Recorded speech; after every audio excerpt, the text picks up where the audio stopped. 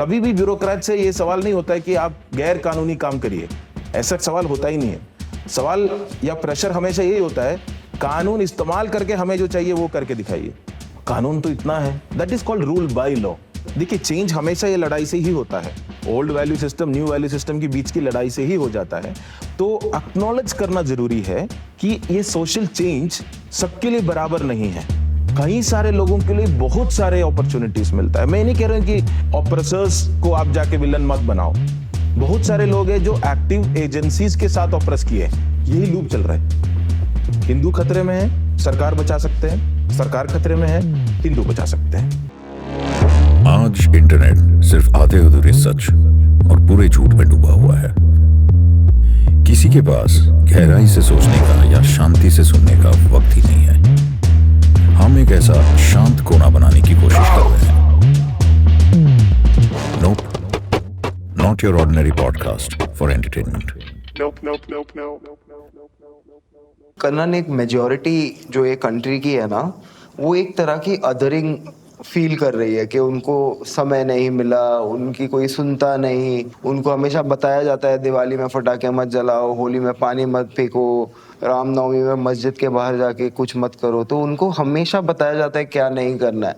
तो इसको लेके ना करण, तुम्हारा व्यू क्या है? भारत का सेक्युलरिज्म हम जब पढ़ते हैं तो एक पॉजिटिव सेक्युलरिज्म था। Positive secularism in the sense कि स्टेट और रिलीजन बिल्कुल सेपरेटेड है, ऐसा नहीं था।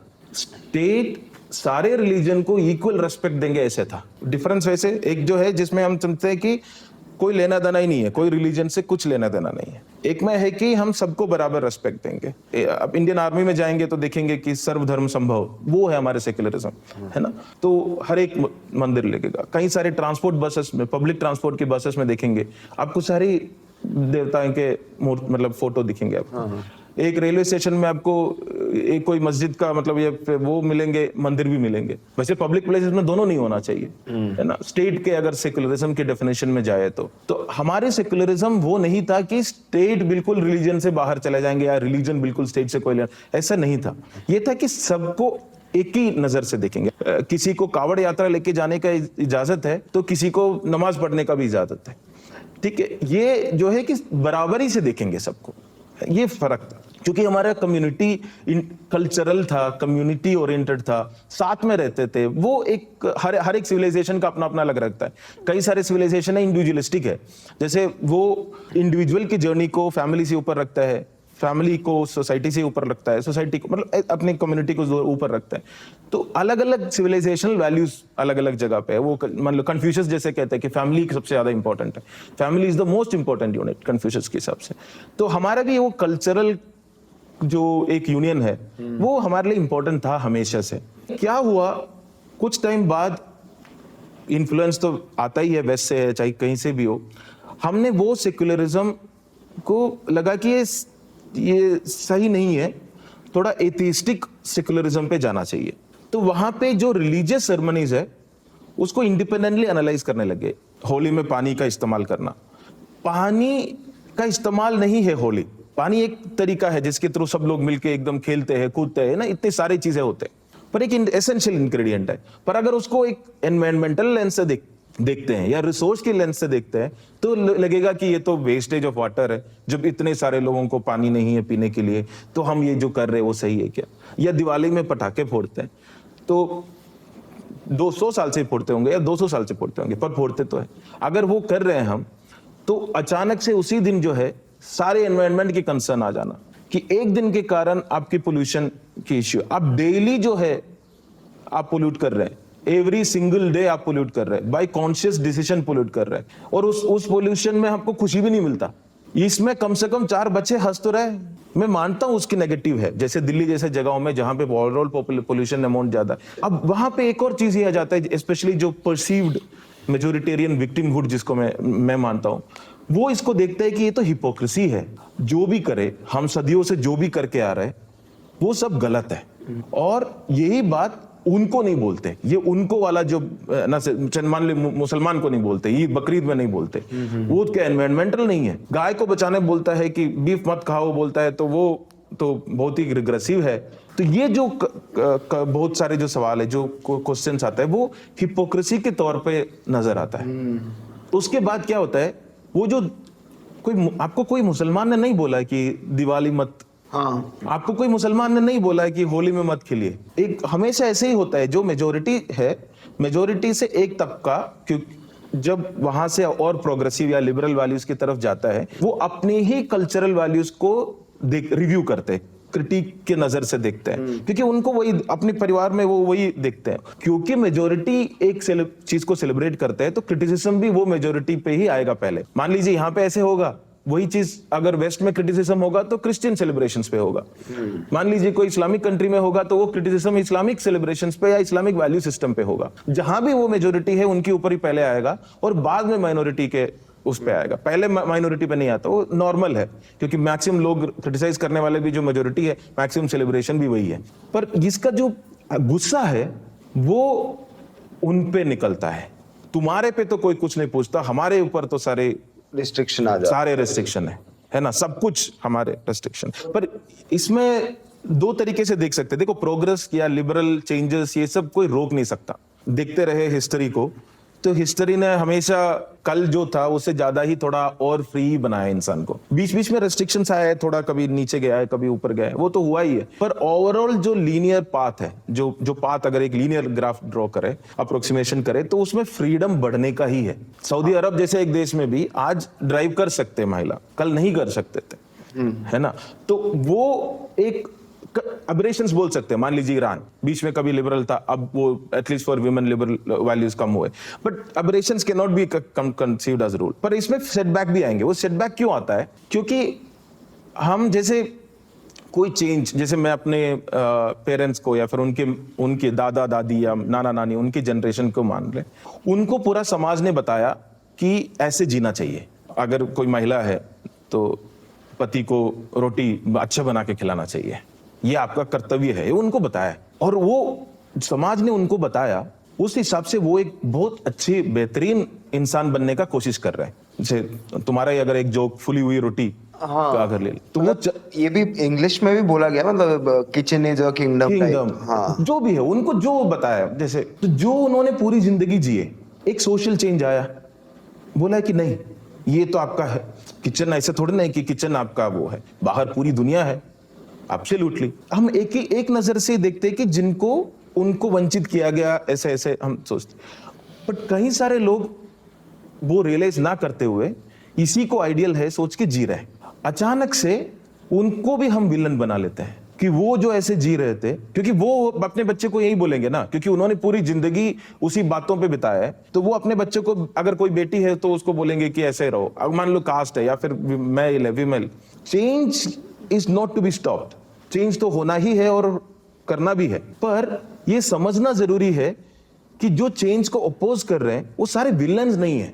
उनको जो बताया गया था उस समय में कि क्या सही है, उस हिसाब से जीने वाले लोग हैं। और अचानक से उनको ये हम समझा रहे कि आपकी पूरी जिंदगी एक जोक थी। योर फुल लाइफ, जिस चीज के लिए आप पूरी मेहनत कर रहे थे, महीने महीने लगाए होंगे एक चीज, छोटी सी चीज उनको करने के लिए, उनको बोल रहे कि इसका कोई वैल्यू नहीं है। मतलब जब प्रोग्रेसिव चेंज आता है तो हम किसी को पीछे छोड़ देते हैं। पीछे छोड़ना भी ठीक है, हम उनको, मेरे हिसाब से वहां पे प्रॉब्लम होता है जब हम उनको विलन बनाने लग जाते हैं। देखिए, चेंज हमेशा ये लड़ाई से ही होता है। Old value system, new value system के बीच की लड़ाई से ही हो जाता है। पर एक बार हम एक, मान लीजिए डेमोक्रेटिक एक हम साथ में है, ये अपना लिया, तो एक्नॉलेज करना जरूरी है कि ये सोशल चेंज सबके लिए बराबर नहीं है। कई सारे लोगों के लिए बहुत सारे अपॉर्चुनिटीज मिलता है। मैं नहीं कह रहा हूं कि ऑपरेसर्स को आप जाके विलन मत बनाओ।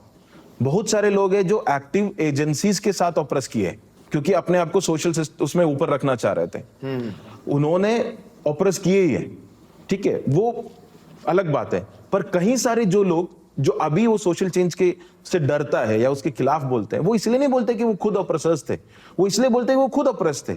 उनके आइडियल, उनकी जिंदगी पूरी वैसे ही निकले। तो उनके साथ थोड़ा अंडरस्टैंडिंग के साथ, रेस्पेक्ट के साथ, वो एक कोई भी सोशल चेंज में विनर्स एंड लूजर्स है, ये समझ के और वो चॉइस नहीं है उनका। जैसे एक ट्रेड है, बिजनेस, नया बिजनेस आ जाता है तो हम मान लियो कि अभी रिलायंस स्मार्ट आ गया, कोई सा भी, जितने सारे जो आपका बिग बास्केट आ गया, ऐसे कुछ भी मान के, ई कॉमर्स आया, तो ये इकोनॉमिक चेंज में हम सोचते हैं कि जो किराना का स्टोर है उसका नुकसान हो सकता है ना, या उबर आया तो हम सोचते हैं कि वो जो टैक्सी जो ड्राइवर है, जो ऑटो रिक्शा ड्राइवर है, उसके नुकसान हो सकते हैं। तो इकोनॉमिक चेंजेस जब आता है तो हमें नजर आता है कि कोई तो कोई लूजर है, कोई ना कोई तो इस पे गेन कर रहा है। हम ये भी मानते हैं कि हाँ ठीक है, ये ट्रांजिशन जो है उनके लिए कैसे हम आसान बनाए, है ना, ये ट्रांजिशन। पर ये बात सोशल चेंज के लिए भी सही है, उतना ही सही है जितना इकोनॉमिक चेंज है। तो वो जो अंडरस्टैंडिंग हमें दिखाना है, अगर साथ लेके सबको चलना है, नहीं तो क्या होगा, ये दो हिस्से में बट जाएंगे पूरा, और चेंज ही विलन, एक तबके को चेंज ही विलन नजर आएंगे और दूसरे को वो पूरा सेक्शन ही विलन नजर आएंगे। तो ये यहाँ पे मुझे लगता है कि कई सारे बातें और करने की जरूरत है, जो acknowledging the changes and who gains and who loses out of those change, उस पे जरूर बात होने की जरूरत है, और घर के भीतर बात होने की जरूरत है। ये नहीं है कि इस लड़ने वाले माहौल में, घर के भीतर वो बातें होने की जरूरत है कि क्या ये चेंज हो रहा है ना, इसमें साथ में कैसे हम इस चेंज को अडॉप्ट कर सकते हैं। अगर हम कोई चीज कुछ बोलते हैं तो एक्रिमोनियस ना होके, सामने वाले को दुश्मन ना बना के, कोई पटाखा फोड़ रहे है उसका मकसद ये नहीं है कि तुम्हारा फेफड़ा जलाना, वो साल के चंद 4 अपने बेटे का हंसी के लिए वो कर रहा है। अब उसको तुम ये ऐसे देखोगे कि वो इतना बेवकूफ है, मेरा तो वो जल रहा है इसके कारण। तो यहाँ पे फर्क ये आता है कि ऑलरेडी आपने एनिमी बना दिया, ये दोनों दुश्मन है, ये दोनों अपने इंटरेस्ट में कर रहे हैं काम। ये अपना हेल्थ के इंटरेस्ट में कर रहे हैं, वो अपना बेटे का खुशी के इंटरेस्ट में कर रहे हैं। जो भी है, 4 इसमें स्माइल करेगा, या फिर कोई अगर बोल दे कि नहीं मॉल में जाने से ये हो जाता है, मॉल बंद कर दो बोलेगा, तो somebody else will feel the pinch, ठीक है। तो कहीं पब्लिक सेलिब्रेशंस मैं मानता हूँ कि बहुत ज्यादा इंडिया की उसमें है, हम लोग जस्ट जियो आओ ऐसा नहीं है ना, कि नौकरी करो वापस आओ, सैटरडे संडे कहीं जाए, नहीं, हम सोशल है। अभी यहाँ के बाहर के मंदिर है, कल देखेंगे तो कल ही था वहां पे फेस्टिवल था, इतने सारे लोग थे बाहर, सड़क बंद है तो सड़क बंद है। किस बात के लिए सड़क बनी है भाई? किसी का एक गाड़ी के लिए थोड़ी ना बनी है, सोसाइटी के लिए बनी है। तो सोसाइटी में अगर ओवरऑल लोग खुश है, उसका तो एक दिन तो आप एडजस्ट कर सकते हो, सिर्फ इंडिविजुअलिस्टिक उसका देखने की जरूरत नहीं है, वो हमारी वैल्यू सिस्टम भी नहीं है। और दोनों जगह सेलिब्रेशन में भी एडजस्ट करो और प्रोटेस्ट में भी एडजस्ट करो, दोनों में और उल्टा भी होना चाहिए।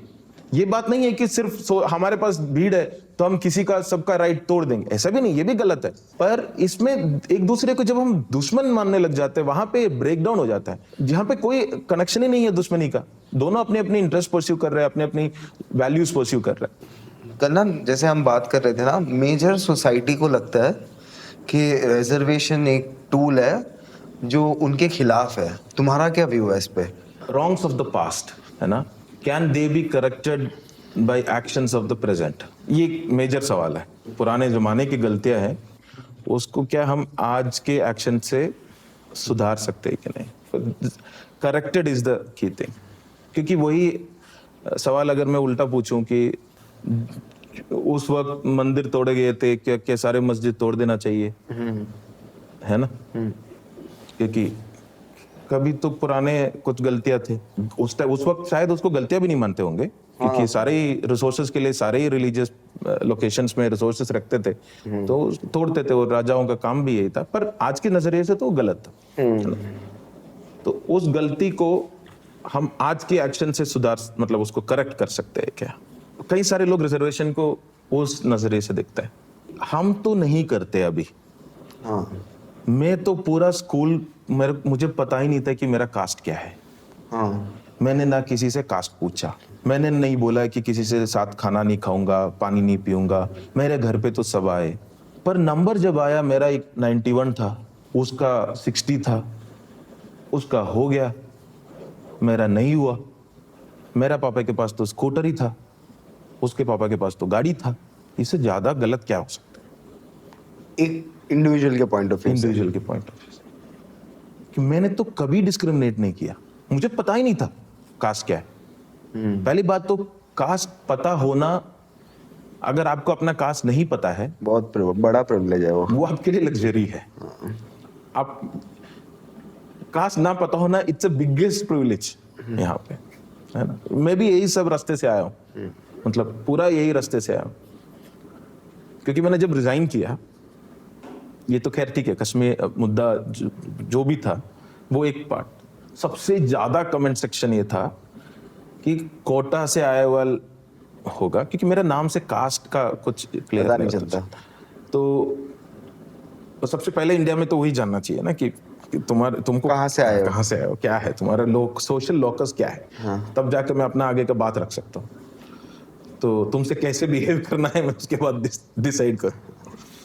तो सारे के सारे कमेंट सेक्शन ये था कि तुम रिजर्वेशन से आए हो तो तुमको क्या ही पता चलेगा कि एक मेहनत क्या होता है आईएएस बनने का। तुमने सीट बर्बाद कर दी, पहले भी बर्बाद, मतलब किसी और का जो पढ़ के आ सकता था। बहुत सारे कमेंट ऐसे ही था। तो पहली बात तो मुझे लगा कि मान लो मैं नहीं किया, कोई और किया होता जो मान लीजिए रिजर्वेशन से आए, उनका तो रेजिग्नेशन का भी वैल्यू मतलब शायद कम हो जाता। एक्ट सेम है, पर क्योंकि सोसाइटी का उसका ऐसे कहीं सारे ऐसे, तब मैं रियलाइजेशन तो खैर कास्ट के लेकर जब आप ब्यूरोक्रेसी में जाते हैं तब तो बहुत ज्यादा ही आपको इमीडिएटली रियलाइज हो जाता है कई सारे बातों पे आपको। और उसका रीजन क्या है? नहीं मतलब आपको बिकॉज सोसाइटी क्या है, आप ब्यूरोक्रेसी में जब जाते हैं ना तो बिल्कुल ही सोसाइटी के बीच में आप जाते हो। स्पेसिफिक इंस्टेंसेस मैं नहीं कहना चाहूंगा क्योंकि उसमें जो इन्वॉल्व इंडिविजुअल्स है वो अभी भी है और वो जानेंगे भी कि मैं किसके बारे में बात कर रहा हूँ, वो मैं उस पर नहीं शायद जाना चाहूंगा कहानियां। पर एक्चुअली तुम्हारी ये क्वालिटी मुझे सबसे पसंद आती है कि तुम पर्सनली करेक्ट कर देते हो किसी को, हाँ। पर पब्लिकली उसके बारे में बताते नहीं हो। नहीं, वो मैं यही बोल चाहता हूँ कि वो दुश्मन नहीं है वो। हो सकता मैं गलत हूँ, वो सही है। We don't know. मैं एक अपना जिंदगी जो है मेरे एक वैल्यू सिस्टम के हिसाब से जी रहा हूँ जो मुझे लगता है कि सही है, पर वो वैल्यू सिस्टम कई बार बदला है, चेंज हुआ है ना, कई बार उसकी वैल्यूज चेंज हुए। आज मैं पूछूं कि कल का कनन आज का कनन का दुश्मन था, नहीं है। कई सारे आज पूछते हैं कि तुम उस वक्त जो अन्ना आंदोलन टाइप चल रहा था 2011 में, तब तो मेरा फोटो दिखेंगे कि भ्रष्टाचारियों को जेल भेजो, पूरा दाढ़ी वाड़ी बढ़ा के ऐसे, कि उसमें रैली कर रहा था उस वक्त सरकार के खिलाफ 2011 में। यूपीएससी की तैयारी, इंटरव्यू दे रहे थे और साथ में आज तो सपना भी नहीं देख सकते ये। मेरा मन में एक बार भी ये सवाल नहीं आया कि मैं प्रोटेस्ट कर रहा हूं और मेरा यूपीएससी का इंटरव्यू है। मेरे लिए दोनों बिल्कुल एक जो था, मेरे एज ए नागरिक मैं अपना हक राइट इस्तेमाल कर रहा था, दूसरा एक एस्पिरेंट के तौर पर मैं अपना नौकरी ढूंढ रहा था। ये दोनों के बीच में कोई कॉन्ट्रडिक्शन नहीं था। आज बच्चों से पूछता हूं कि तो वो सबसे पहले पूछते हैं कि सर सोशल मीडिया में हम कुछ लिखेंगे तो नेगेटिव नहीं हो जाएगा? सोशल मीडिया तो छोड़ो, हम तो झंडा लेके रास्ते पे चल रहे थे।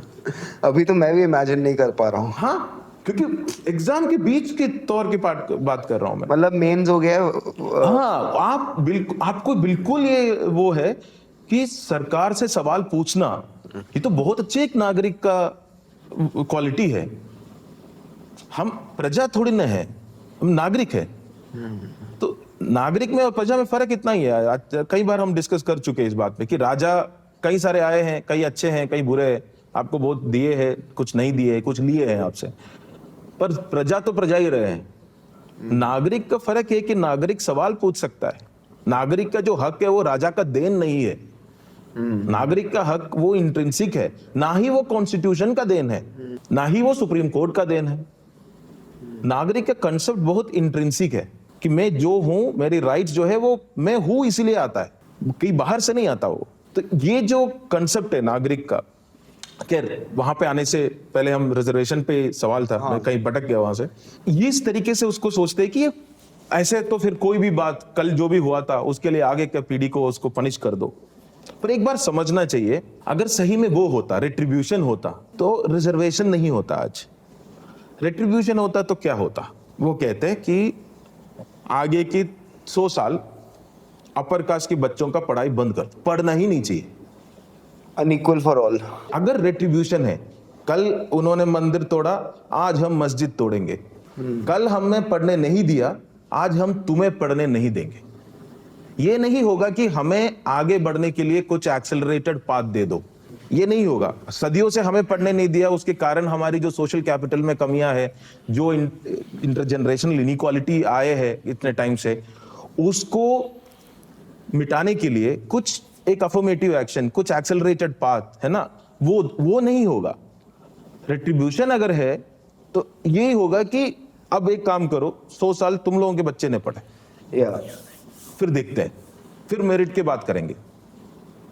100 साल के बाद बात करेंगे कि अब मेरिट पे बात करते हैं, तो बराबरी होगी ना कि हम इतना टाइम से हम नहीं पढ़े, अभी उतना टाइम से तुम मत पढ़ो, उसके बाद हम मेरिट पे बात करेंगे। रिजर्वेशन रेट्रीब्यूशन नहीं है, अफर्मेटिव एक्शन है, एक्सेलरेटेड पाथ। एक को, क्योंकि हिस्टोरिकली एक इनजस्टिस हुआ है, हिस्टोरिकल इनजस्टिस जो है वो अक्यूमुलेट करता है, जैसे पत्थर गिरते हुए चीजों को अपने ऊपर लेता है, जैसे स्नो में आता है, तो अक्यूमुलेट होके आता है, एक जगह रुक गया वो। इसका मतलब ये नहीं जो बर्डन उसने अक्यूमुलेट करके आया वो रुक गया वहां पे। तो ये कभी इकोनॉमिकल भी नहीं है, रिजर्वेशन कभी इकोनॉमिक इनइक्वालिटी पे नहीं है, ये सोशल इनइक्वालिटी पे है, और वो अक्यूमुलेटेड है, इंटरजेनरेशनल है। कोई आपको ये बता पाए कि हाँ 3rd 4th 5th 6th standard में ही कि अच्छा आपको क्या बनना है बेटा, ये सवाल अगर आप पूछ सकते हो तब ऑलरेडी बहुत प्रिविलेज्ड है,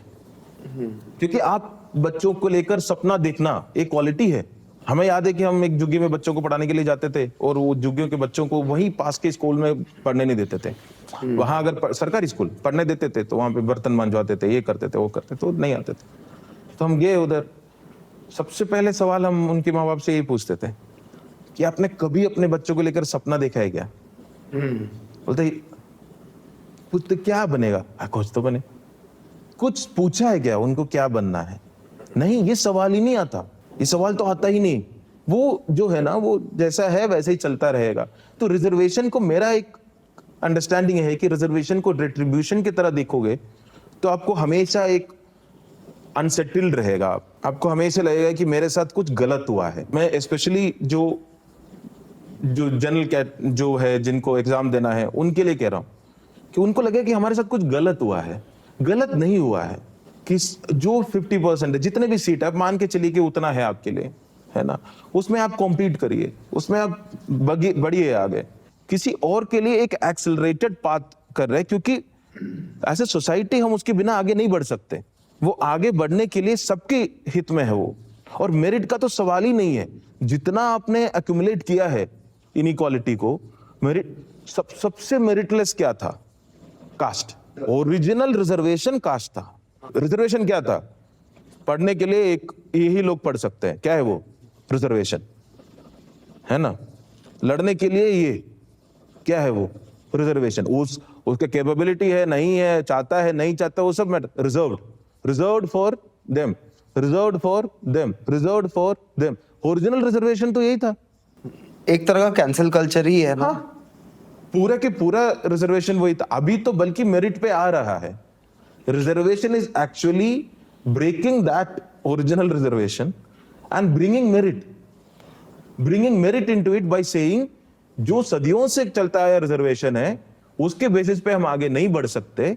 और एक बच्चे का बस 10 साल या 12 साल के जो उसने जो किया है, उसके बेसिस पे पूरा मेरिट डिफाइन भी नहीं कर सकते। उसको मेरिट डिफाइन करने के लिए कई सारे चीजें हैं, उसके बेसिस पे आप एक पाथ ढूंढो। बट कन्नन, जैसे हम डिस्कस कर रहे हैं तो काफी लोगों को ये लगता है कि एक जॉब के लिए आपने रिजर्वेशन लिया, फिर प्रमोशन के लिए या दूसरे फैमिली मेंबर ले, इस पे ना काफी लोगों का कंसेंसस है नहीं कि क्या होना चाहिए। नहीं,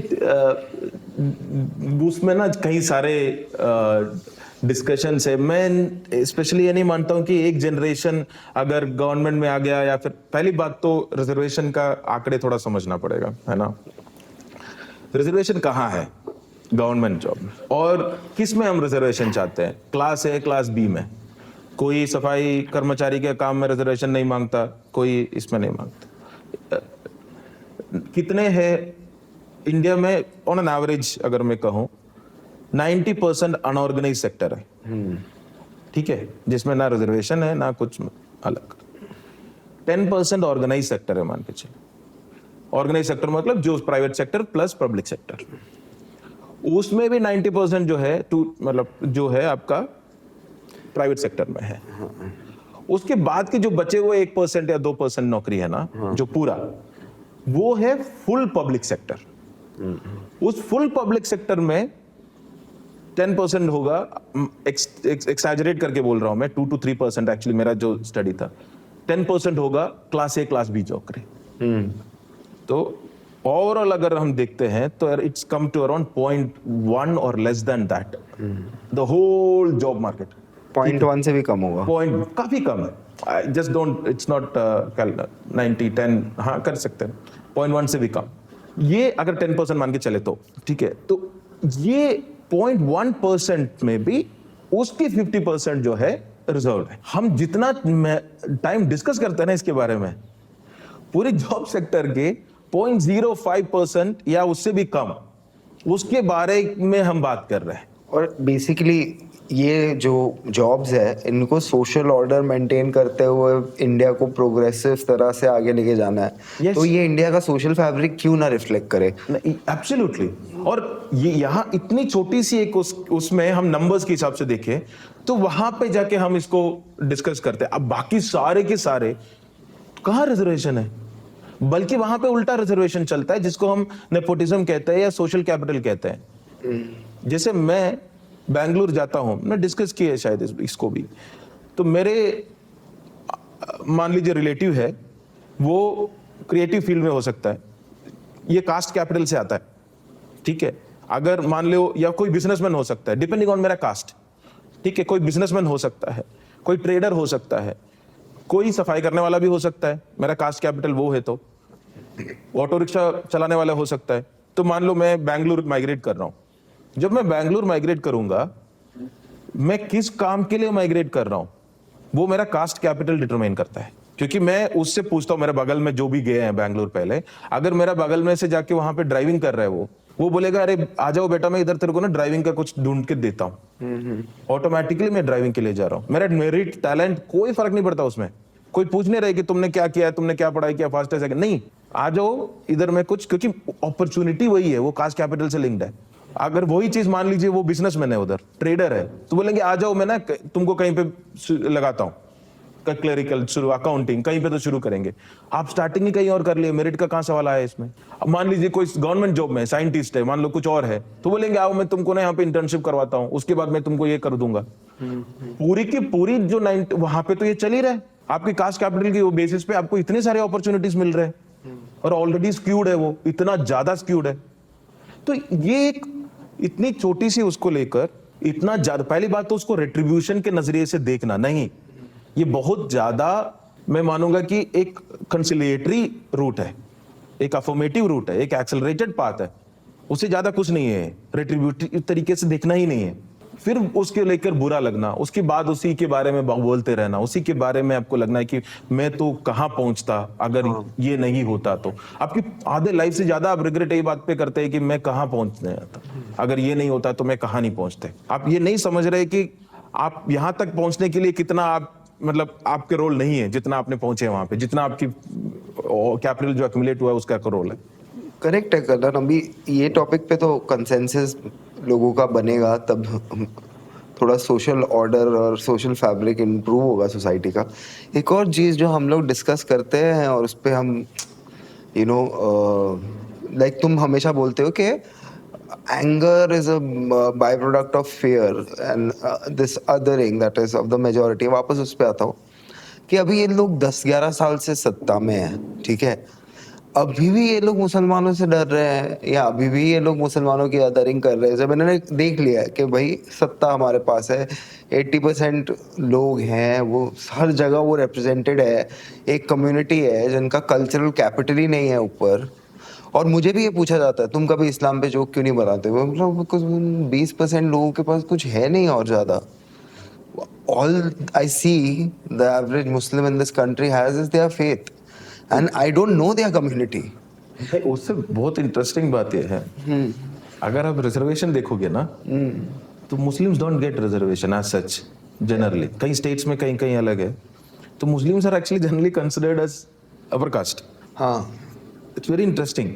अगर एंटी रिजर्वेशन की लड़ाई हो तो उसमें एक्चुअल अलायंस अपर कास्ट और मुस्लिम्स का होना चाहिए, अगर रिजर्वेशन ही मुद्दा है तो। Not saying the other part, that's true. many states have but some or the other kind of affirmative things based on that। एक तो ये हमें, जो मैंने एक बार ऐसे लिखा था कुछ कि हिंदू खतरे में है, हम तुम्हें बचा सकते हैं। पॉलिटिकल जो कम्युनिकेशन क्या है, हिंदू खतरे में है, हम तुम्हें बचा सकते हैं और हमें वोट दो। हम खतरे में है, हिंदू ही हमें बचा सकते हैं। नेक्स्ट स्टेप ये है, ये सरकार खतरे में है, आपको पहले ये बताता है कि हिंदू खतरे में है और इस सरकार को वोट दो, है ना, क्योंकि ये सरकार ही आपको बचा सकते हैं।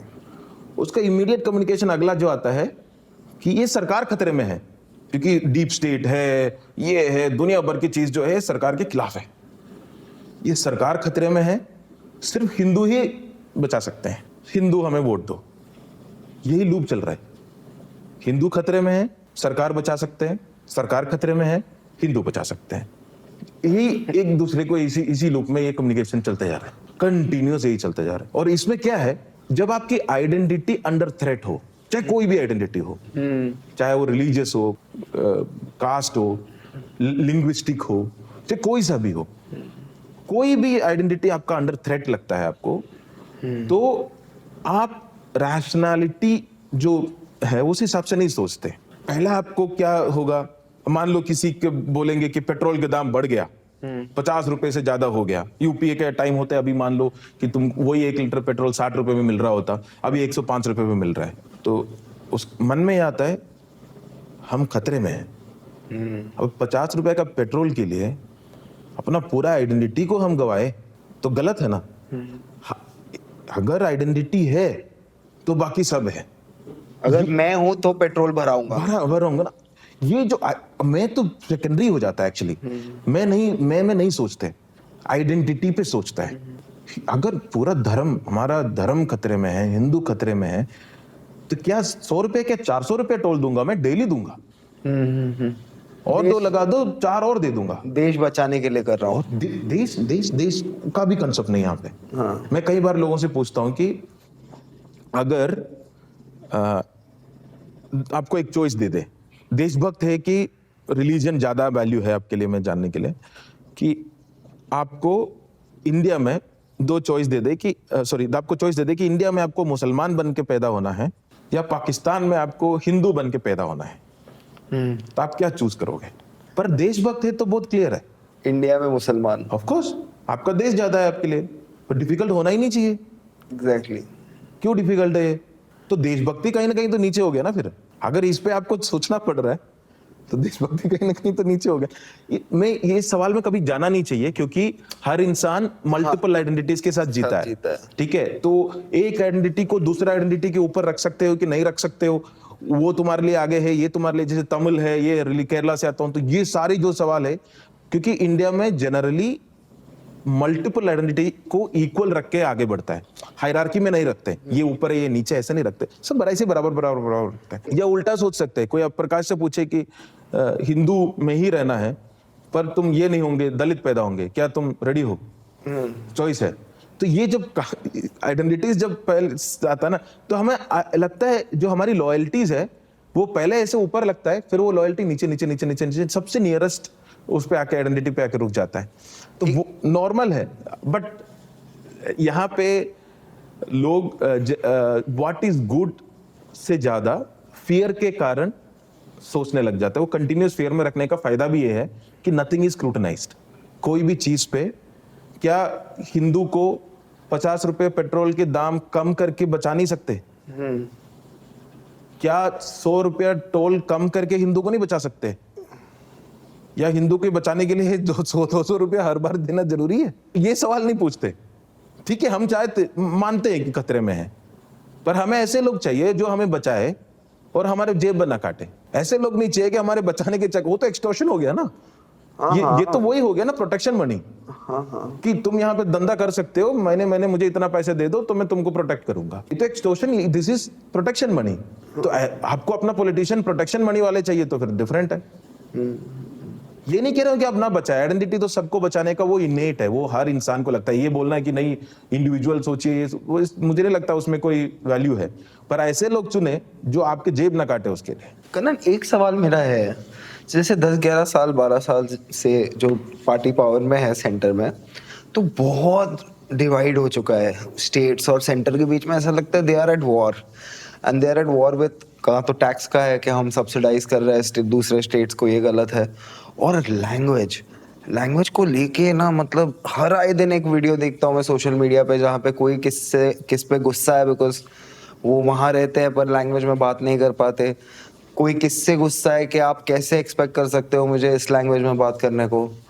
तो क्या लगता है तुम्हें, मतलब ये क्यों हो रहा है? आई लव लैंग्वेजेस, मतलब पर्सनली जैसे अगर कहूँ तो, क्योंकि जितना आपको लैंग्वेज, नया नया लैंग्वेज में ना बहुत सारे नए चीज़ें आपको मिलता है। जैसे इंग्लिश में चाय पीना है मान लो, तो हम चाय बोलते हैं, है ना, ये मान के चलते हैं कि शक्कर तो उसमें डलेगा ही, हाँ, है ना, बिना शक्कर का बोलते हैं, ठीक है। हाँ। अगर चाय में बिना शक्कर चाहिए तो, अगर दूसरा एक कल्चर है मान लो मिज़ो या कोई, तो उसमें अगर वही थिंगपुई या कुछ बोलते हैं पर शक्कर और मिल्क चाहिए तो एडिशनल बोलना पड़ेगा। तो बोलना पड़ेगा कि हम मिल्क भी चाहिए और शुगर भी चाहिए, चाहिए दोनों।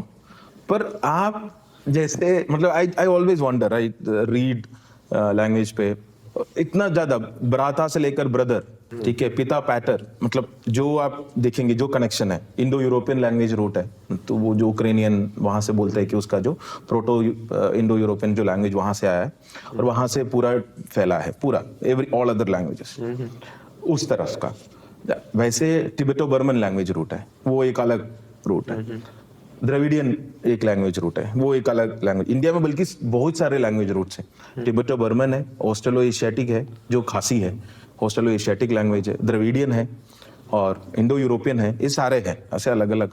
हाँ, पर ये मेरा सवाल है, ये सारे अब लड़ क्यों रहे हैं? मैं बताता हूँ। लैंग्वेज हम किस लिए यूज करते हैं? एक तो है लैंग्वेज इमोशन का, जिसको हम मदर टंग कहते हैं।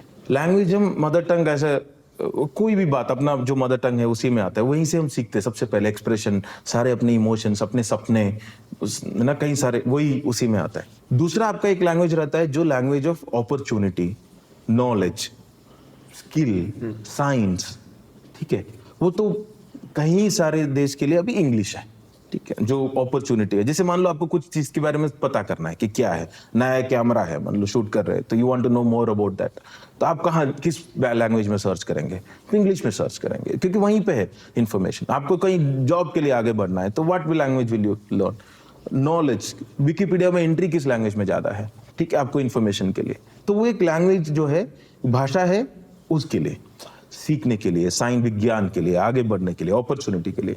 तो जनरली ये दो लैंग्वेज काफी रहता है जनरली, क्योंकि आपका जो, और तीसरा एक लैंग्वेज आता है, वो आता है प्रशासन का भाषा और शासन का भाषा। ब्रिटिश टाइम पे इंग्लिश और ये लैंग्वेज, ये दोनों सेम था, उनकी जो भाषा है और प्रशासन का भाषा भी सेम था।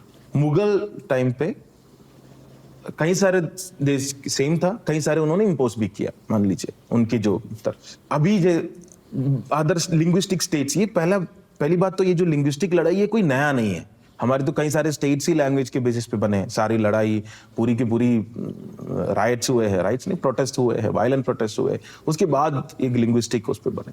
उसके बाद हमने ये 3 लैंग्वेज पॉलिसी, पहले जब 3 लैंग्वेज पॉलिसी लेके आया, उसका अंडरस्टैंडिंग ये था कि एक तो अपना मदर टंग, एक तो इंग्लिश क्योंकि स्किल, अपॉर्चुनिटी, साइंस, ये सब, और तीसरा जो है एक एडिशनल लैंग्वेज, क्योंकि इंडिया में इतनी सारी डाइवर्सिटीज है, उसके कारण एक और लैंग्वेज आपको सीखना चाहिए। पर वहां पे ये थोड़ा सा ब्रेक हो गया।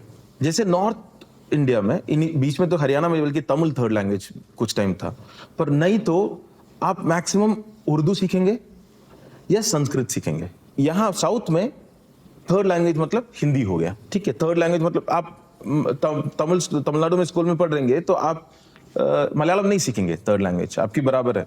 और मान लो कि केरला से सबसे ज्यादा लोग बैंगलोर जा रहे हैं बल्कि नौकरी के लिए, या चेन्नई जा रहे हैं, तो 3rd लैंग्वेज वो कन्नड़ा या तमिल नहीं सीख रहे, थर्ड लैंग्वेज जो है वहां ठीक रहे, क्यों वो एक प्रशासन का या शासन का लैंग्वेज हो गया, एडमिनिस्ट्रेशन का, जो कि एक ऊपर से फोर्स्ड है, कहीं बैठता नहीं है फिट जनरली। ये जब इनके बीच में जब कॉन्फ्लिक्ट होता है, जो जो शासन का लैंग्वेज है या एडमिनिस्ट्रेशन का लैंग्वेज है, वो आप जनता पे इन्फोर्स करते हैं, जब जब इन्फोर्स किए तब जो इमोशन का लैंग्वेज है उससे पुशबैक आया है। जब भी, ये कोई इस सत्ता की बात नहीं कर रहा हूं, इस पॉलिटिकल पार्टी की बात नहीं कर रहा हूं, इस पॉलिटिकल पार्टी की तो था ही, पर यही फीलिंग्स जो है उस वक्त कांग्रेस का भी था, जो बीजेपी का आज है उस वक्त कांग्रेस का भी था। कॉन्स्टिट्यूएंट असेंबली डिबेट देखेंगे तो सबसे बड़ी डिबेट इस बात की थी कि हिंदी हमारी राष्ट्रभाषा, मतलब बहुत बड़ी डिबेट थी कि होना चाहिए कि नहीं।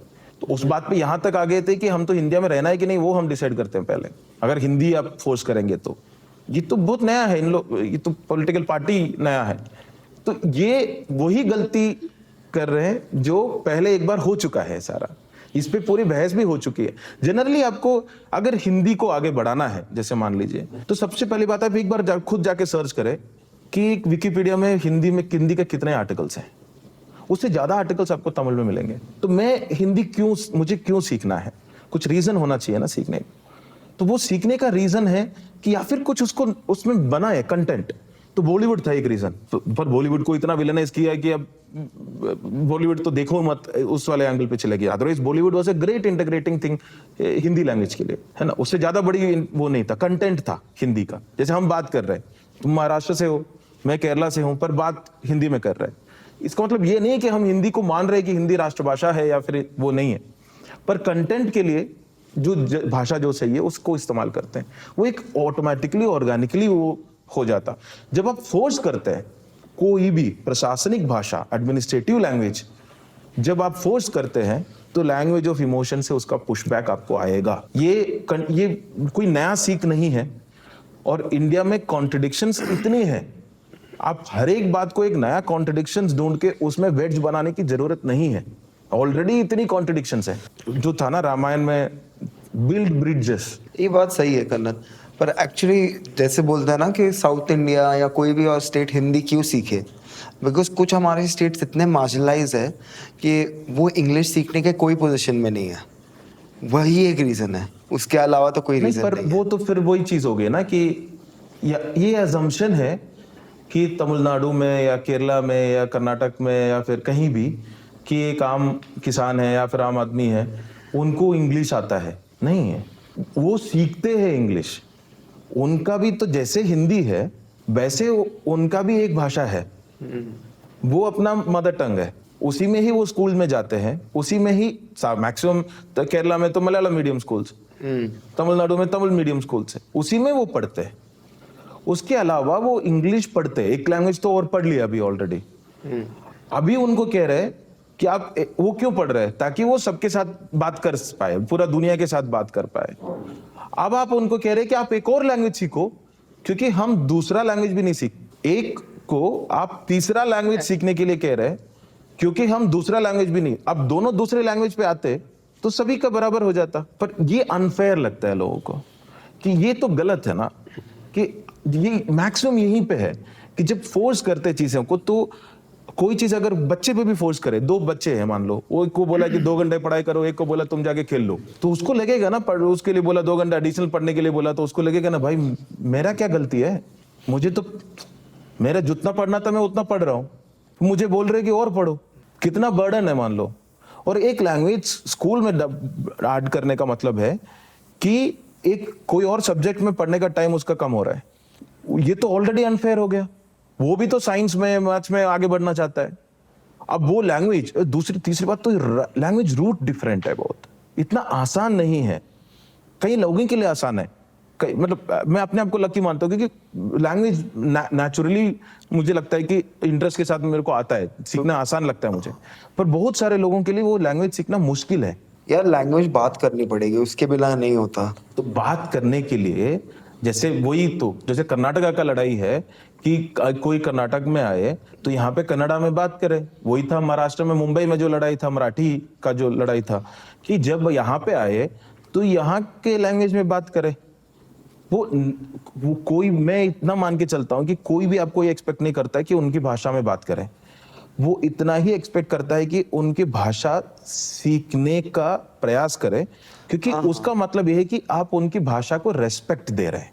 ये कोई एक्सपेक्ट नहीं करता कि आप कहीं पूरा जाके वहां पे कन्नड़ा के टीवी शो देखे या फिर आप कन्नड़ा में लैंग्वेज में बात करें, या फिर ऐसे कोई भी नहीं एक्सपेक्ट, मेरा अंडरस्टैंडिंग है, मैं गलत भी हो सकता हूँ इसमें, पर ये एक्सपेक्टेशन है कि आप वहां जाके 2 शब्द ही बोल दे, 3 शब्द बोल दे। आज अगर 3 शब्द आता है, कल 4 शब्द बोल दे। तो वहां पे आप क्या एक्सप्रेस कर रहे हो? आप एक कहीं और गए हो, वहां पे लोगों के प्रति आप एक रेस्पेक्ट जता रहे हो। अब उल्टा सोचिए, यही आता है, जैसे मैं दिल्ली आया, मैं तो पढ़ाई किया हूँ झारखंड में, है ना, बीआईटी मिश्रा में, हिंदी नहीं आता था, पर मैं एक्सपेक्ट कर सकता हूँ कि मैं वहां जाके कि आप या इंग्लिश में बात करो या मलयालम में बात करो, और मैं इस बात पे खुन्नस खा सकता हूँ कि तुम क्यों नहीं इंग्लिश में बात कर सकते हो, तुम क्यों नहीं इसमें बात कर सकते हो।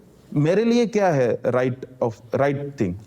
मैं वहां जा रहा हूं, मुझे वहां पे पढ़ने का एक मौका मिला है, एक अपॉर्चुनिटी मिला है, मैं वहां पे उनको कैसे रेस्पेक्ट दे सकता हूं? मेरे लिए ये है कि मैं उनको कैसे रेस्पेक्ट दे सकता हूं। अगर मुझे थोड़ी सी आती है हिंदी तो थोड़ा और मेहनत करें, क्योंकि वहां पे आपका लैंग्वेज जो है सीखने का जो है ना, वो that becomes your language of opportunity, क्योंकि उस रीजन से आपको मिल रहा है वो अपॉर्चुनिटी।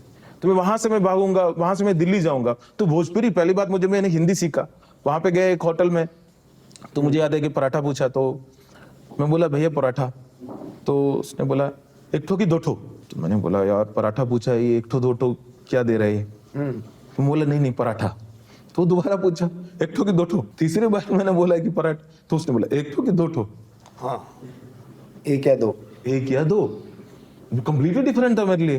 फिर मैं समझा, रहे वाह। मुझे भी एक बंदा फ्लाइट में मिला था, डिस्कस कर रहा था एक बार, बोल रहा है I don't mind Hindi but sometimes you can take it to any level. बोल रहा है I'll learn how to say the word pani, we say tanni, okay, but now suddenly if you put me in an India where you start calling it jal, then what happens to me? मैं बोला हाँ, बात तो sir सही है नहीं, वो तो खैर there is no end to it, yeah. Communication जो है आसान करने के लिए भी किया जा सकता है, मुश्किल करने के लिए भी किया जा सकता है ना। तो अब वही, मतलब मेरी हिंदी सिंपल है क्योंकि मुझे उतना ही हिंदी आता है जितना मैं बोल के सीखा, उससे ज्यादा नहीं है। मैं उसको कठिन बना के, बहुत ज्यादा मुश्किल बना के बोल सकते हैं, मतलब उसका कोई है नहीं। उसके मैं क्या कर रहा हूँ, मैं नहीं चाहता कि तुम समझे मेरी बात, है ना। तो language is to communicate, to make it easier, but also it is, ये हमेशा हमें समझना है कि लैंग्वेज जो है एक इमोशन है। तो जब आप उसको रेस्पेक्ट नहीं करते ना, वो इश्यू हो जाता है, वो बहुत ज्यादा बड़ा इश्यू हो जाता है। 1-2 सेंटेंस ही सही कि मैं एक टाइम सीखा था इंडिया के हर एक लैंग्वेज में 4 सेंटेंस, कि मुझे आपका भाषा नहीं आता, आप हिंदी या इंग्लिश में बोलिए, या इंग्लिश में बोलिए जनरली अगर बोल सकते तो। तीसरा, मुझे भूख लग रहा है, और चौथा है कि मुझे मारना मत। ये 4 सब सीख ले। क्रैश कोर्स, ओडिया में, ahomiya में, सब में सीखा कि इतना मुझे लगा कि कहीं भी जाए, मैं उनको बोल रहा है कि मत मारो, वो ना समझे और इसलिए मेरे को और मार पड़ रहे, तो गलत होगा ना। कि इतना तो आना चाहिए ना उनको, उनकी भाषा में बोलो कि मुझे मत मारो, इतना तो आना चाहिए कहीं जा रहे हैं तो। ये 4 से मैं तो ऐसे सोच के ले आता कि ये 4 लैंग्वेज, 4 भाषा सब में सीखना है। नागा में सब में सीखा था, भूल गया कई सारे। तो division, linguistic division is not new, but finding contradictions and putting wedges through it, उसके अंदर और डालना जो है, उसका बहुत बड़ा नुकसान होगा। अब शायद हमें रियलाइज नहीं कर रहे इस बात को। अभी ब्यूरोक्रेसी में लोगों को आना चाहिए क्या? और ब्यूरोक्रेसी पहले से तो करप्ट थी, पर इतनी करप्ट है क्या? ये करप्शन जाने वाला है? और क्यों है ये करप्शन इतना रैम्पेंट? ब्यूरोक्रेसी में ये तो मैं जैसे बोल रहा था कि सभी मैसेज भी करके पूछते हैं कि आपने तो छोड़ दिया, तो आप क्या सजेस्ट करोगे कि लोगों को ब्यूरोक्रेसी में आना चाहिए कि नहीं? मेरा सबसे पहला जवाब ये है कि मैंने छोड़ा इसलिए नहीं क्योंकि मुझे ब्यूरोक्रेसी गलत लग रहा था, या ब्यूरोक्रेसी में अपॉर्चुनिटी नहीं है ऐसे लग रहा था, या मैं सेटिस्फाइड नहीं था, ऐसे कुछ भी नहीं था। ब्यूरोक्रेसी आपको इतना अपॉर्चुनिटी देता है काम करने का, जो मुझे लगता है कि कई सारे, मतलब अभी तो कोई भी एक फील्ड आप उठाओ, आप ऊपर जाएंगे तो आपको मिलेगा ये वो अपॉर्चुनिटी, बट एक नॉर्मल एक इंसान, एक परिवार से जो आने वाला बच्चा है, उसके लिए कि कल तुम्हारे को कोई पूछ नहीं रहा, कल मान लो तुम्हारे पास बहुत बढ़िया आइडिया है, ठीक है, करने के लिए, आसपास की समाज को सुधारने के लिए या फिर कहाँ पे कुछ बेहतर करने के लिए, और एक एग्जाम दो, क्लियर कर दो, वही तुम्हारा आइडिया कल जो है पॉलिसी बन सकता है। कम से कम पॉलिसी का एक इनपुट बन सकता है। इतना बड़ा एक जंप, अब ठीक है आप यूनिकॉर्न बन जाते हैं, ठीक है आपका स्टार्टअप है तो हो सकता है ऐसे। तो ब्यूरोक्रेट्स आर जनरली लाइक, मतलब वैसे मान के चल सकते हैं कि एग्जाम देने के बाद जो जंप है, एक कॉलेज में बैठे ऐसे रैंडम बच्चे कूद रहे इधर कर रहे, और एक अचानक से आप एक एग्जाम क्लियर कर दिया और आपसे उम्मीद करते हैं कि आप पॉलिसी गाइडेंस देंगे या फिर आप इनपुट्स देंगे, आप कैसे इंप्रूव करना है। तो वो जो क्वांटम लीप है आपका स्फीयर ऑफ इन्फ्लुएंस का, वो बहुत हाई है। अब हो सकता है आप कोई ब्यूरोक्रेट के बच्चे हैं या फिर कोई बड़े कंसल्टेंट के फैमिली के हो या लॉयर फैमिली के, तो ऑलरेडी आपका हो सकता है वो इन्फ्लुएंस हो, बट मेजोरिटी पॉपुलेशन के लिए ये सच नहीं है। तो और अब अभी तक ये मन में है कि ये फेयर है, कि इसमें कोई आपको पॉलिटिकल इन्फ्लुएंस की जरूरत नहीं है, आपको कोई पैसा, मतलब मान लीजिए कि इन्वेस्टमेंट लेना है कि इसको तैयारी करने के लिए, आप खुद के बल पे कर सकते हो। इवन दो गलत, मतलब मैं मानूंगा नहीं कि पूरा सिर्फ खुद का बल पे है, बहुत सारे फैक्टर्स है, जैसे हम मेरिट की बात कर रहे थे, फैमिली सर्कमस्टांसेस की बात कर रहे थे, बहुत सारी चीजें इसमें आते हैं, पर फिर भी एक अमाउंट ऑफ सेल्फ उसमें है। तो उस हिसाब से जो अपॉर्चुनिटीज आपको मिलता है, मैं पर्सनली एग्जांपल बताऊं तो जैसे मिजोरम गया था, शायद हमने डिस्कस किया एक बार और पहले भी, एक आउट ऑफ नोवेयर ऐसे एक ट्वीट लिखा था कि क्या कोई पुल्लेला गोपीचंद को जानते हैं कि वो मिजोरम आएंगे कि नहीं। यहाँ पे बैडमिंटन खेलने वाले बच्चे बहुत है, मैं एक बार उनको दिखाना चाहता हूँ यहाँ के बच्चों को, क्योंकि मैं देख रहा था, क्योंकि हम जाते थे, बच्चे बहुत अच्छे खेलने वाले, बहुत अच्छे खेल, पर इवन नॉर्थ ईस्ट टूर्नामेंट भी नहीं जीत रहे थे, ना ही कोई नेशनल चैंपियनशिप जीत रहे थे। बेरस वो पैर का थ्रो जो है ना, जंप इतना जबरदस्त है, खेलने का स्टाइल इतना अच्छा है और इंफ्रास्ट्रक्चर भी है, पर वहां पे कोई कोचिंग का फैसिलिटीज उतना नहीं था। तो उसके बाद पे एक ट्वीट लिखा था as a collector, as DC Aizawl, और मेरा रोल भी नहीं था वो सब, मेरा सिर्फ अपना काम ही करना। ऐसे लिखा तो कई सारे न्यूज़पेपर जर्नलिस्ट, कई सारे लोग लिखे वापस कि हाँ हम ढूंढते हैं आपके लिए उनका नंबर, हम बात कनेक्ट करने का कोशिश करते हैं उनसे, ऐसे करके लिखा। बाद में किसी ने मुझे उनका नंबर दिया, मैंने उनको एक बार मैसेज किया, मैंने तब तक बहुत सारे लोगों ने नंबर दिए चुके थे, बहुत सारे लोगों को मैंने मैसेज भी कर चुके थे कि hello sir this is Karnan, ऐसे डीसी आइजॉल, आप यहाँ पे आओगे क्या करें। मैक्सिमम नंबर तो गलत आया, कुछ रिस्पॉन्स नहीं आया। तो फिर मैं एक नंबर आया, उनको लिखा, और बाद में मैं उनको भी यही लिखा, hello sir this is Karnan so and so, आप आइजॉल आ सकते हो क्या। ये कौन से साल की बात है? ये 2017 तो 16-17। तो उसके बाद मुझे याद आया कि यार ये भी तो हो सकता है कि वो नहीं है, तो बोला assuming this is Pullela Gopichand sir, हाँ गो ऐसे करके। तो उन्होंने लिखा है कि यस दिस इज गोपी, ऐसे करके कुछ लिखा। तो आई फेल्ट वाओ, मेरा उनका रिस्पॉन्स था वाओ।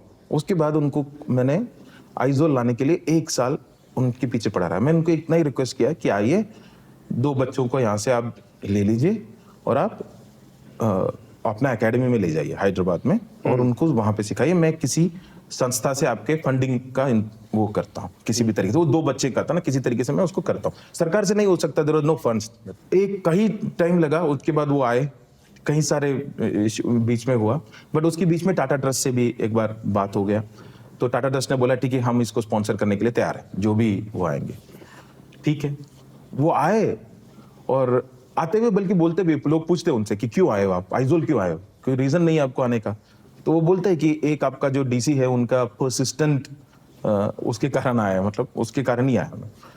और आते उन्होंने बच्चे देखा और उन्होंने कहा कि यहाँ से 2 बच्चे लेके जाना तो गलत होगा, it won't be justice to them.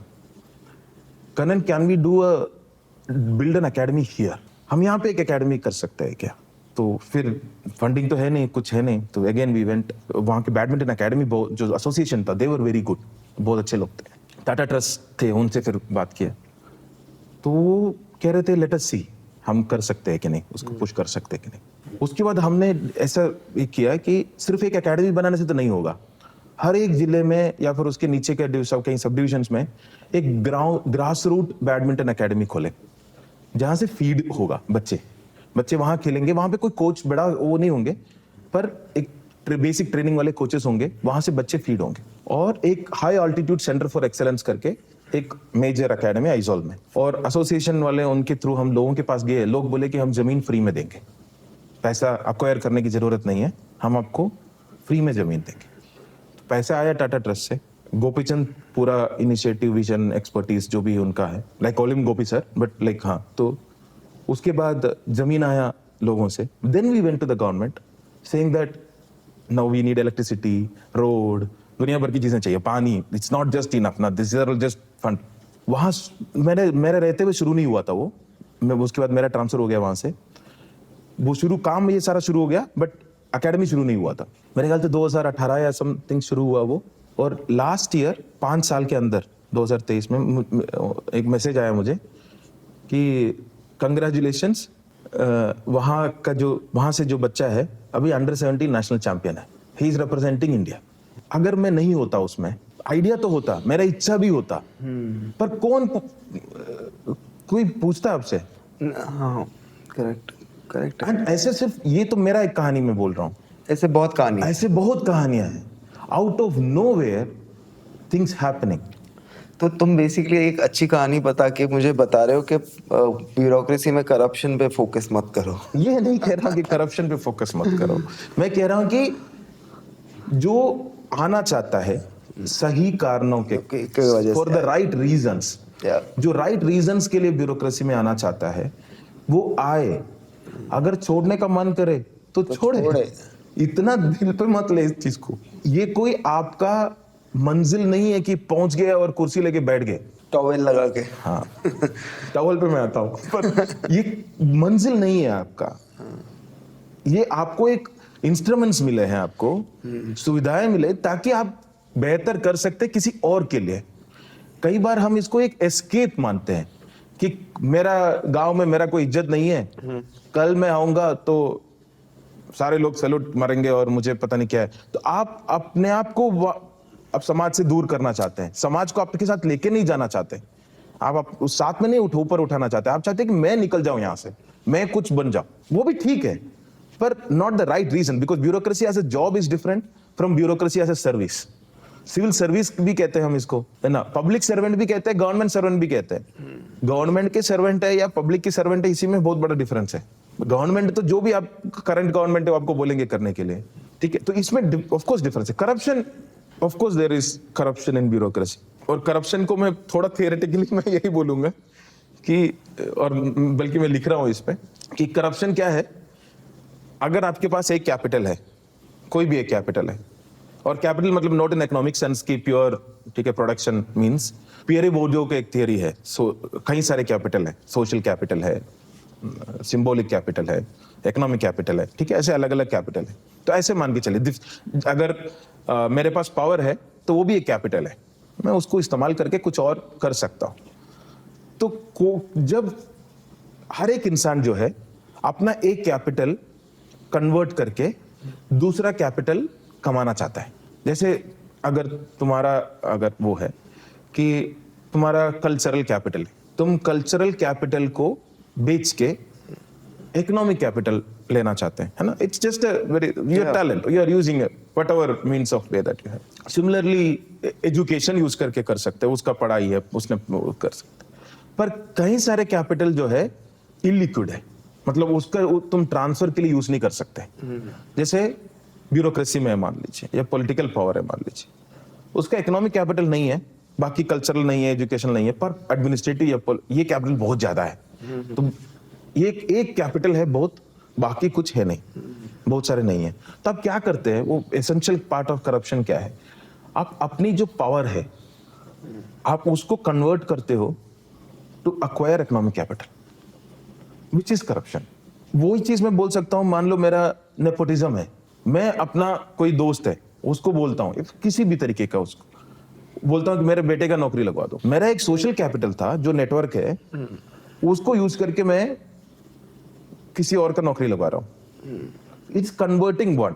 कहां पे ये it becomes an issue is जब आप पॉलिटिकल कैपिटल यूज करते हैं, जो एडमिनिस्ट्रेटिव है उसको यूज करते हैं, that is not what we don't understand in bureaucracy, it is not your capital, you are holding this as a trustee. ये पब्लिक का कैपिटल है। जो पॉलिटिकल पावर है, जो एडमिनिस्ट्रेटिव पावर है जो आपको मिला है, वो पब्लिक का कैपिटल है। वो एज ए ट्रस्टी होल्ड करते हो for a small period of time. उसमें आपको ऑनेस्टली उसको निभाना है।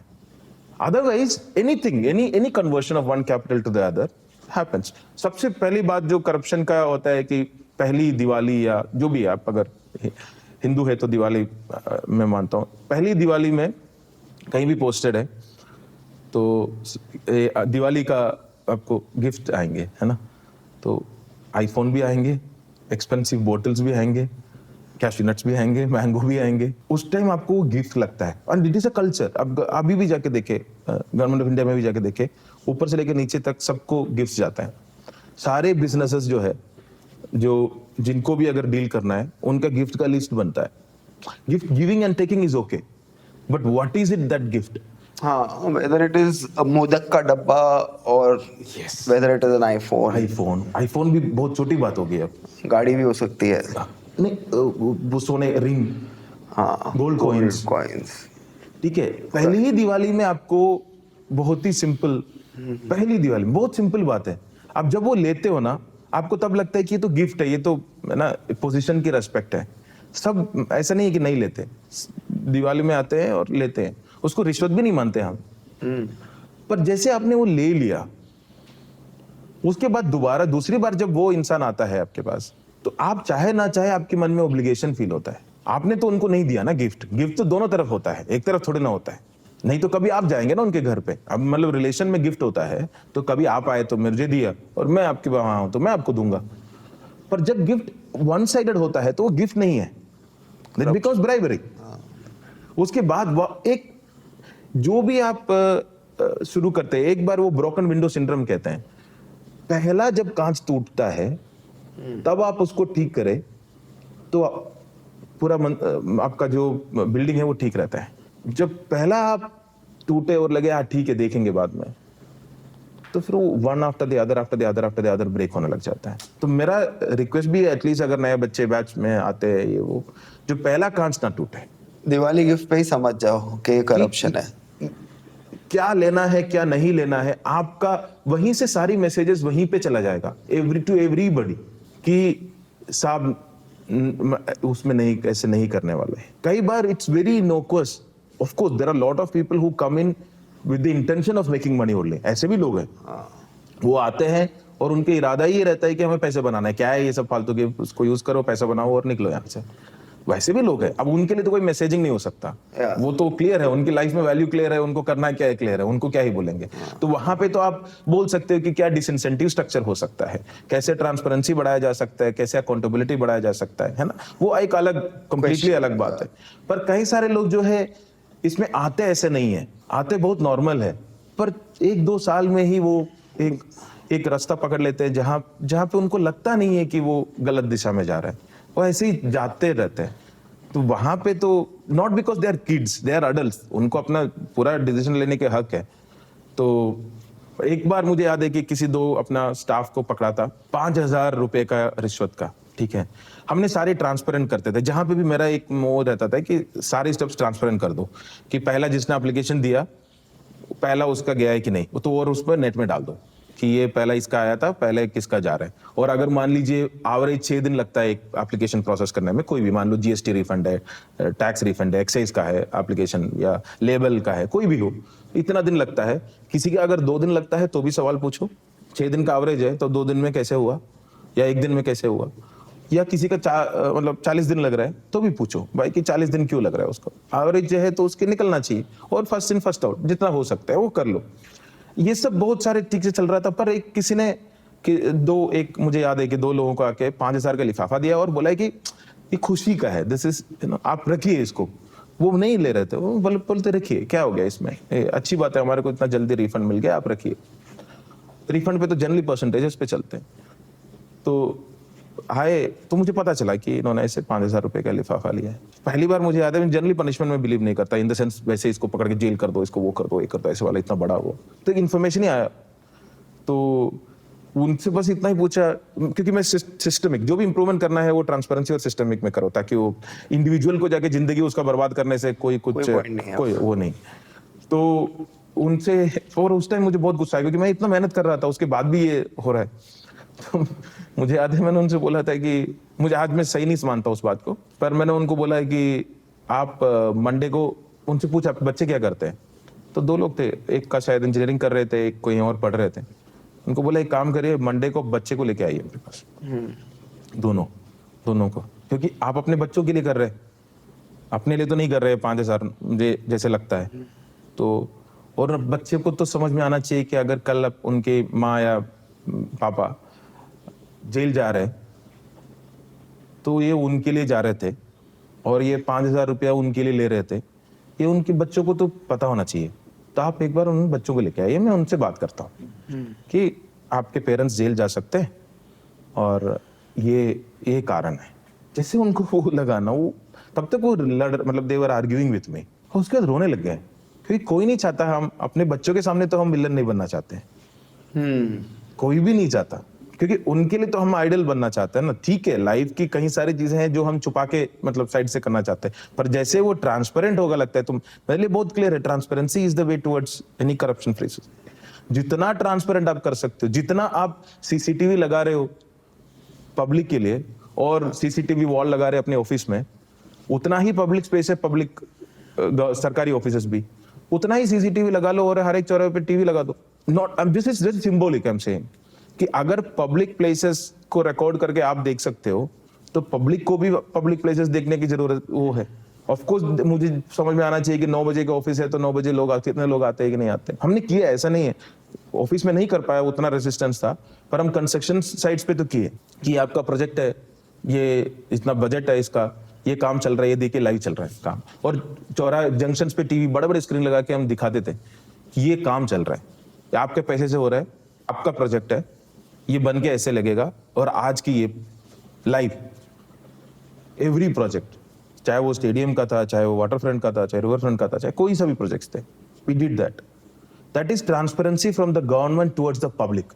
अभी स्पेशली जो 2014 की बात की मैं चेंजेस में समझता हूं, वो इस बात का है, एक तो वापस प्रजा बन जाओ, नागरिक होने की जरूरत नहीं है, और दूसरा तुम्हें क्या छुपाना है सरकार से, तुम कुछ गलत किए होंगे तभी तुम कुछ छुपा रहे हो, तो you be fully transparent to the government, तुम पूरी की पूरी ट्रांसपेरेंट हो जाओ गवर्नमेंट की, तुम्हारे हर एक चीज समझ जानने का उनके वो है। पर government is not transparent to you, accountability बल्कि उल्टा है, government is accountable to the public, government should be transparent to the public, not privacy is, government do not have a right of privacy, citizens have a right of privacy, but now वो पूरा concept उल्टा हो गया, government की information आपको नहीं देंगे, चाहे वो पीएम का केयर का चीजें हो, चाहे वो हम नहीं देंगे, वो आपको हमारी प्राइवेसी की बात है, हम नहीं देंगे, आपकी हर एक चीज हमें चाहिए, पूरा कंसेप्ट ही उल्टा कर दिया। Now the government has a right to privacy and citizens don't. Citizens should be like, everything should be known to the government. So there are some fundamental changes in governance which happened in 2014. Of course, one is of course that कि means, जो constitutional means है, उससे हमें कोई लेना देना नहीं है, which I think we need to go back. We need to fight it, find a way that okay, wherever we want to be, we will reach there. We will become developed. We will become prosperous. है ना? We'll definitely become scientifically advanced.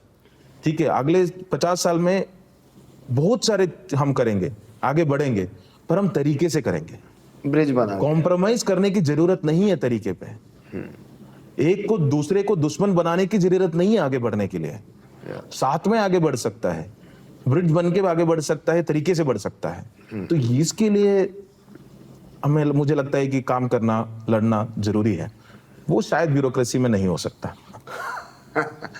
चलो अभी पता चल गया तुम आगे क्या करोगे। आज जैसे जो कश्मीर में चल रहा है और कश्मीर के लोग बोल रहे हैं कि कश्मीर को मोदी जी ने पीसफुली रिजॉल्व कर दिया, तो अभी तुम अपने रेजिग्नेशन को कैसे देखते हो? Do you regret it? No, I don't regret, regret तो नहीं करता एक्चुअली। कई लोग उस टाइम का जो रेजिग्नेशन है उसको जो समझा है कि जैसे अब्रगेशन या 370 उसके खिलाफ है या ऐसे समझ, पर अगर आप सुनेंगे उस टाइम भी मैंने उनको बहुत क्लियरली कहा था कि जो सरकार का निर्णय है, जो डिसीजन है वो ले सकता है, पर उस निर्णय लेने का एक तरीका है, एक तरीका वो कॉन्स्टिट्यूशन आपको देता है, वो संविधान आपको बताता है कि कैसे जो है एक डेमोक्रेटिक रिपब्लिक में एक सरकार निर्णय ले सकता है ना। तो कश्मीर में जो हम देखते हैं, एक तो उन्होंने कहा कि हम इसको हटा रहे हैं, वो खुद भी चैलेंज थे, खैर अभी तो सुप्रीम कोर्ट ने उसको सेटल कर दिया तो उस पर बहस करने का ज्यादा वो नहीं है। मैं I don't agree with the way it was done. उससे ज्यादा जो है उसके बाद उन्होंने जो किया, जो मीन्स अपनाया, अपना जो डिसीजन है उसको एनफोर्स करने के लिए जो मीन्स अपनाया, तो ये मीन्स और एंड्स की ही सवाल है। ये मुझे लगता है पॉलिटिकल डिस्कशन में ही मीन्स एंड्स का सवाल रहता है कि ग्रेटर गुड के लिए, मान लो कुछ अच्छा करना है, उसके लिए अगर हम कोई भी तरीका अपना सकता है क्या, लक्ष्य जो है मार्ग को जस्टिफाई करता है क्या, वो जो सवाल है उसमें दोनों तरफ पक्ष में आपको मिलेगा। पर हमने एक जब कॉन्स्टिट्यूशन अडॉप्ट किया तो हमने लक्ष्य नहीं तय किया, हमने मार्ग तय किया है। हमने ये बोला है कि एक दूसरे को, हमारे बीच में अगर डिसएग्रीमेंट्स है तो हम उसको कैसे रिजॉल्व करेंगे, हमारे कुछ सपने हैं तो हम वहां तक कैसे पहुंचेंगे, हमारे कुछ डर है तो हम उसको कैसे निपटाएंगे। ये कॉन्स्टिट्यूशन का मतलब ये है मेरा नजर में। हमने सारी जनता मिलके एक बताया कि ये हमारे तरीके होंगे जो भी चीजें रिजॉल्व करने का है ना। वो अलग अलग इंसान का अलग अलग मंजिल हो सकता है, अलग अलग डर हो सकता है, अलग अलग सहमति असहमति हो सकता है, पर एक तरीका हमने अपनाया। कश्मीर में मैं जो समझता हूँ क्या है, हमने जितने भी मार्ग था जो कॉन्स्टिट्यूशनली एक्सेप्टेड नॉर्म्स है उससे बाहर निकल के एक एग्जीक्यूटिव डायरेक्टिव्स जिस तरीके से कहता है कि हाँ इन सबको बंद कर दो, हम कर सकते हैं, बंद कर सकते हैं तो हम इन सबको बंद करेंगे, हम फोन बंद कर सकते हैं तो हम फोन बंद रखेंगे, हम इंटरनेट बंद कर सकते हैं तो हम इंटरनेट बंद रखेंगे, महीनों तक रखेंगे, हम जितने लोगों को प्रिवेंटिव डिटेंशन में डाल सकते हैं तो सबको पॉलिटिकली डालेंगे, चाहे वो एक चीफ मिनिस्टर हो, चाहे वो सिटिंग एमपी हो, चाहे आवाज उठाने वाला एक नॉर्मल इंसान हो, ठीक है। उसके ऊपर अगर थोड़ा सा सवाल भी उसने उठाया, उसको लगता है कि गलत हो रहा है, उस पे महीनों तक उसको रख सकते हैं। तो ये हमने कर दिया कि हमें इम्यूनिटी के साथ कर सकता है, कोई सवाल नहीं पूछेंगे, क्योंकि हमने डिक्लेयर किया, सरकार ने या फिर स्टेट ने, कि ये नेशनल इंटरेस्ट में है। अगर नेशनल इंटरेस्ट में कोई चीज है तो तरीका जो अपनाया उस पे कोई सवाल नहीं पूछ सकता। तरीका गया वाड़ में, हमें कोई मतलब नहीं है उससे। इसका एक बहुत अच्छा एग्जाम्पल है, मैं कल मैं एक दोस्त को से डिस्कस कर रहा था। भगवान राम जब श्रीलंका मतलब लंका जाते हैं सीता माता को वापस लेके आने के लिए, रावण को हराने के लिए, तो वहां जाते हुए समुद्र है भारत और लंका के बीच में, तो वहां जाके, और वरुण देवता है समुद्र का, है ना, तो रामायण में लिखा है। वहां जाके उन्होंने पहले 3 दिन तक वरुण देवता से रिक्वेस्ट करता है, पेनेंस करता है, बैठ के पूजा करते हैं कि प्लीज आप थोड़ा मुझे रास्ता दे दो, मुझे रावण से अपनी मतलब उनको लेके आना है, आप मुझे रास्ता दे दो। 3 दिन तक वरुण देवता सुनता नहीं है, भगवान राम का नहीं सुनता है, ठीक है, वो सुनते ही नहीं है, वो ऐसे ही।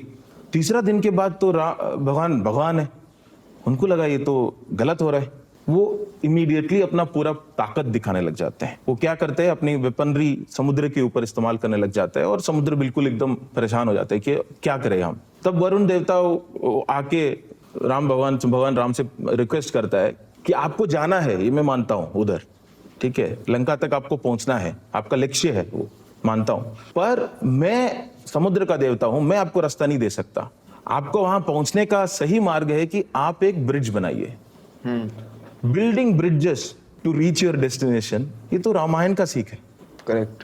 ताकत दिखा के सबको खत्म करके पहुंचूंगा, वो नहीं सिखा रहे। ये सिखा रहे कि आपको अगर अपना लक्ष्य में पहुंचना है तो उसका मार्ग भी सही होना चाहिए। कोई भी मार्ग से अपना लक्ष्य पहुंचने को हम नहीं मानते, ना कॉन्स्टिट्यूशनली मानते, ना हम रामायण के टाइम पे मानते थे। इसलिए नहीं था, उनके पास ताकत नहीं था वो करने के लिए। उन्होंने फिर ब्रिज बनाया, जो नला करके एक आर्किटेक्ट वानर, उनको बोला है कि आप ब्रिज बना सकते हैं, चलिए मिलकर ब्रिज बनाते। नहीं तो भगवान को उधर तक जाने के लिए इतना पत्थर इकट्ठा करके वहां पे डालने की क्या जरूरत थी, तो जा सकते थे। ये सिखाता है हमें कि जो मार्ग का महत्व क्या है। और वो तो ठीक है, उस टाइम राजा प्रजा जो भी है, अभी तो हम कॉन्स्टिट्यूशन में है। कश्मीर में जो भी है वो हमारे नागरिक है, सिटीजन है, फेलो सिटीजन है। फेलो सिटीजन्स को मान लो यहाँ पे अगर तमिलनाडु में कुछ करना है या बॉम्बे में कुछ करना है, सबको उठा के अंदर कर दे, ट्रांसपोर्टेशन बंद कर दे महीनों तक, फोन बंद कर दे महीनों तक, इंटरनेट बंद कर दे महीनों तक, जो भी सवाल उठा रहे हैं उन सबको पकड़ के अंदर कर दे महीनों तक। क्या ये तरीका सही था? आज जो भी कश्मीर में हो रहा हो वो अलग बात है, जो रेजिग्नेशन था वो ये तरीका गलत है और ये समझने की जरूरत है देश को। कम से कम मुझे तो रखना था, ये किसी और के लिए नहीं था, बहुत सेल्फिश था। मुझे यकीन था कि मेरा देश है, हमने कुछ मॉरल अपग्राउंड लिए हुए हैं कि हम कुछ कुछ चीजें नहीं करेंगे कभी भी, दुश्मनों से भी नहीं करेंगे, अपनों से भी नहीं करेंगे। और हमने जब अपने से किए हुए वादे तोड़ रहे तो किसी को तो लगना चाहिए ना कि गलत हो रहा है। तो उस वक्त का रेजिग्नेशन उस बात पे था। मुझे नहीं लगता है कि वो जो किया है वो कुछ चेंज हुआ है। कोई आर्ग्यू करे इस पे कि उन्होंने लॉ ही यूज किए ना, लॉ थे तो यूज किए, तो इसमें क्या गलत है? इस पे भी कई बार डिस्कस कर चुका हूं मैं। कॉन्स्टिट्यूशन क्या आपको देते हैं? रूल ऑफ लॉ, है ना, रूल ऑफ लॉ। हाँ करेक्ट। और दूसरा एक तरीका है उसको देखने का, रूल बाय लॉ। ठीक है, रूल बाय लॉ मतलब लॉ यूज करके रूल करना, मतलब कानून का इस्तेमाल करके रूल करना। रूल ऑफ लॉ का मतलब है कि कानून के अनुसार रूल करना। इसमें फर्क यह है, रूल के इस्तेमाल मतलब रूल आपसे नीचे है, मतलब कानून का इस्तेमाल करना मतलब कानून आपसे नीचे है, आप उसका इस्तेमाल कर रहे हो। कानून के अनुसार मतलब कानून आपसे ऊपर है, आप कानून के अनुसार काम कर रहे हैं। ठीक है, कानून जब इस्तेमाल कर सकता है तो कानूनी तो है, बना सकता है, हटा सकता है, कितनी सारी प्रोविजन है उसमें। कोई भी एक डिस्ट्रिक्ट मजिस्ट्रेट जो है 6 महीने तक किसी को अंदर रख सकता है, किसी को भी प्रिवेंटिव डिटेंशन में। पीएसए होगा, पासा होगा, एनएसए होगा, जो भी कहिए उसको, बिना कोई उसका कर सकते। मेरे पास आए हैं कई सारे केसेस कि इनको अंदर करना है 6 महीने, उनको अंदर करना है 6 महीने। मैं उनको ये पूछता था क्यों? मैं एक नागरिक का अगर उनकी फंडामेंटल राइट्स को हनन कर रहा हूं मैं, उसके लिए तो कुछ तो कारण होना चाहिए ना। कानून है, कभी भी ब्यूरोक्रेट से ये सवाल नहीं होता है कि आप गैर कानूनी काम करिए, ऐसा सवाल होता ही नहीं है। सवाल या प्रेशर हमेशा यही होता है, कानून इस्तेमाल करके हमें जो चाहिए वो करके दिखाइए। कानून तो इतना है, that is called rule by law.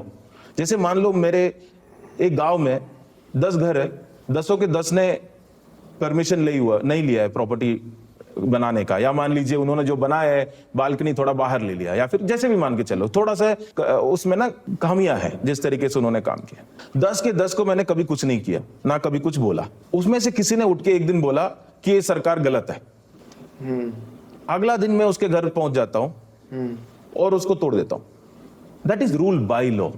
Law के अनुसार चलते तो आपको 10 के 10 पे कार्रवाई करना चाहिए था, क्योंकि कानून तो सबके लिए बराबर है।